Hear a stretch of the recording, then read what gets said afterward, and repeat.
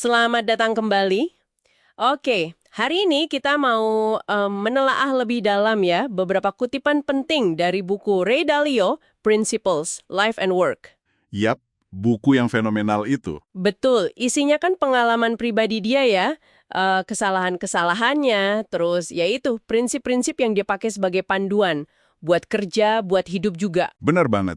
Panduan yang udah teruji lah ya, bisa dibilang. Nah, misi kita sekarang ini nyoba nyaring intisari terpentingnya lah dari perjalanan Dalio ini. Anggap aja, jalan pintas gitu ya buat mahamin filosofi suksesnya. Siap. Mungkin ada kejutan juga di dalamnya ya. Bisa jadi. Siap kita bongkar bareng. Tentu. Yang menurut saya langsung kelihatan banget itu penekanan Dalio soal berpikir mandiri. Oh ya, gimana tuh? Ya, gimana kita nentuin tujuan kita sendiri gitu kan. Terus apa sih yang benar menurut kita dan apa yang mesti dilakuin. Tapi, nah ini kuncinya, dia bilang sambil tetap rendah hati. Rendah hati, maksudnya? Terbuka gitu, sama pemikiran terbaik yang ada di luar sana. Jadi nggak keras kepala sama ide sendiri aja, harus siap nerima ide bagus dari manapun. Menarik. Jadi nggak cuma pede sama diri sendiri ya? Justru itu, kata dia, kejelasan prinsip ini penting banget, ngaruh ke semua aspek hidup loh, hubungan personal, sampai ya performa organisasinya dia, Bridgewater. Kombinasi yang unik ya, percaya diri tapi juga rendah hati. Dan dia kayaknya nggak malu ya ngakuin kesalahan. Saya ingat tuh cerita dia soal prediksi tahun 82. Ah ya, yang soal krisis utang itu kan? Yang salah besar. Betul, itu pasti pukulan berat ya buat dia waktu itu. Pastinya. Tapi alih-alih disembunyiin, dia malah jadi ini tuh pelajaran gitu. Katanya kegagalan yang nyakitin itu justru ngasih pelajaran paling berharga. Pelajaran apa tuh? Yaitu kerendahan hati. Sama pentingnya kita belajar sejarah, biar nggak ngulang salah yang sama. Dia punya pandangan menarik soal ini. Gimana? Sukses itu katanya bukan cuma soal kerja keras, tapi juga soal, gimana caranya kita gagal dengan baik. Gagal dengan baik, maksudnya? Belajar dari rasa sakitnya, tapi nggak sampai bikin kita, keluar dari permainan. Tetap lanjut. Wah, itu dalam sih. Jadi ingat kutipan Steve Jobs ya, soal dipecat dari Apple itu kayak obat pahit yang dibutuhkan pasien, rasa sakitnya justru jadi pendorong, gitu. Persis. Dan ini nyambung sama pengamatan dia soal evolusi di alam. Dia pernah cerita, lihat hiena makan wildebeest muda. Waduh, ngeri ya? Awalnya dia juga ngeri. Tapi terus dia mikir, ini beneran buruk nggak sih? Atau cuma kelihatan buruk dari sudut pandang kita yang sempit aja? Jadi gimana? Alam itu, menurut dia, tujuannya ngoptimalkan untuk keseluruhan, bukan buat individu per individu. Nah, dari situ muncul prinsip penting. Apa tuh? Terima kenyataan apa adanya, sepahit apapun itu. Karena, yaitu, no pain, no gain. Gak ada kemajuan tanpa rasa sakit. Adaptasi. Adaptasi ya kuncinya. Betul. Adaptasi cepat lewat trial and error. Bahkan virus aja yang gak punya otak bisa, gitu kan? Itu pelajaran dari alam, katanya. Wow. Oke, menerima kenyataan pahit itu butuh keberanian ya. Terus gimana caranya dia bisa mastiin dia lihat kenyataan sejelas mungkin, tanpa terhalang bias pribadi gitu? Nah, disinilah masuk konsep keterbukaan radikal.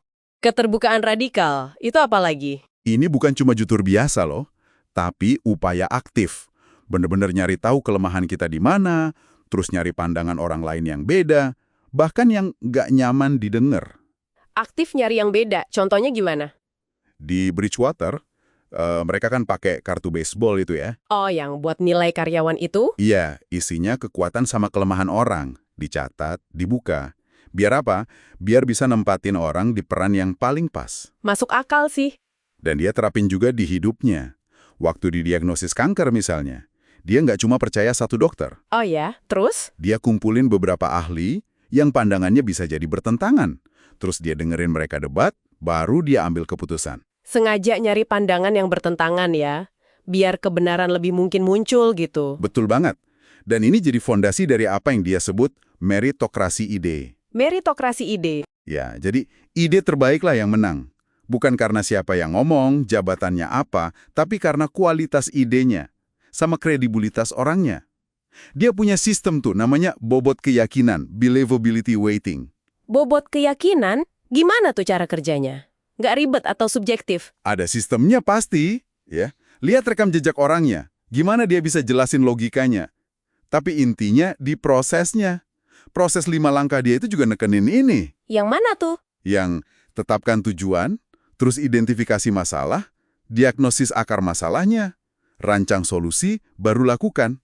Nah, hampir nggak ada orang yang jago di semua langkah itu kan? Iya juga sih. Makanya kita butuh bantuan orang lain, orang yang kredibel, yang punya pandangan beda, buat ngatasin apa yang dia sebut penghalang ego, keinginan kita buat ngerasa benar, sama penghalang titik buta, hal-hal yang kita nggak bisa lihat sendiri. Oke. Selain terbuka sama orang lain, dia juga sangat sistematis ya cara mikirnya. Sampai pakai algoritma komputer segala. Betul sekali. Dia nyoba nerjemahin kriteria-kriteria keputusannya jadi algoritma. Terus dia jalanin barengan. Keputusan di kepalanya sama keputusan di komputer. Hasilnya gimana? Dia nemuin seringkali komputer lebih unggul. Kenapa? Karena bisa proses informasi lebih banyak, lebih cepat, dan yang penting, tanpa emosi. Wah, itu keunggulan besar ya, apalagi di investasi. Banget. Buat investasi, buat manajemen juga. Tapi dia juga ngingetin sih, hati-hati sama AI. Jangan percaya gitu aja tanpa kita paham benar cara kerjanya.